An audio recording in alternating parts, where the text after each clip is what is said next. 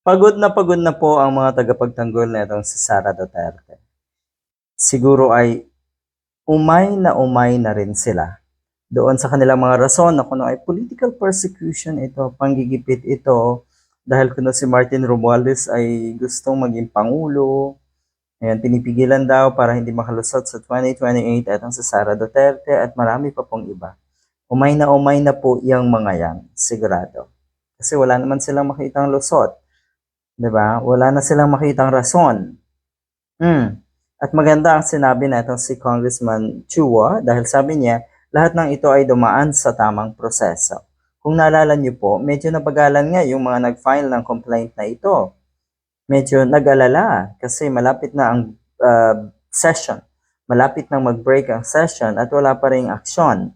Ang Secretary General nga ng Kongreso dito sa mga complaints na ito. Akalain mo, bumulaga na lang sa huling session nila, no? Bumulaga at bulagta yung mga tagapagtanggol ni Sara Duterte. Hindi nila inasahan kasi ang iniisip nila, takot pa rin daw yung mga kongresista sa mga Duterte. Ayan. Kaya ba kahit sa Mindanao, yung mga kongresista dyan sa Mindanao, malala. Kasi out of 64 congressmen na galing sa Mindanao, 39, if I'm not mistaken, to 40 ata, ang pumirma. So, yan.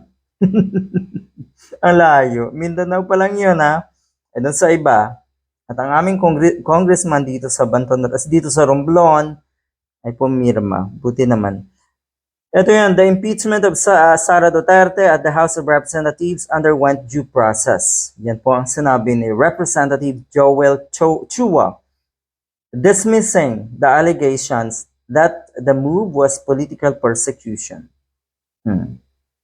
Kung ito ay halimbawa, yung articles of impeachment nga, kung ito ay isa o dalawa lang na line, hindi, ang dami Tapos sasabihin nyo, political assassination, political harassment, conspiracy to assassinate. Yun yung una-una.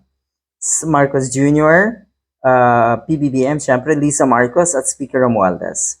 Malversation of 612.5 million. Bribery and corruption in the DepEd. Ang dami.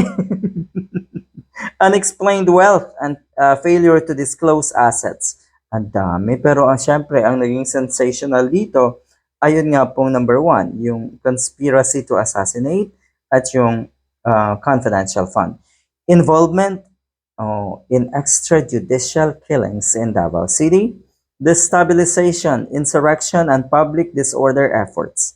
Yung nangyaring pag-boycott sa SONA while declaring herself, kasama pala yon, as designated survivor, leading rallies calling for Marcos' resignation. Ayon. At syempre, the totality of Vice President's conduct as a second highest, yun yung malala, yung totality. The totality of Vice President's conduct as the second highest official of the land. Tapos anong sinabi ni Sara Duterte? Hindi marunong magpresidente, yung nasa Malacanang. Meron akong nakalista na 5 rason kung bakit dapat daw ma-impeach yung nasa Malacanang. Aber, nasaan na po yung listahan na yon, Sara Duterte?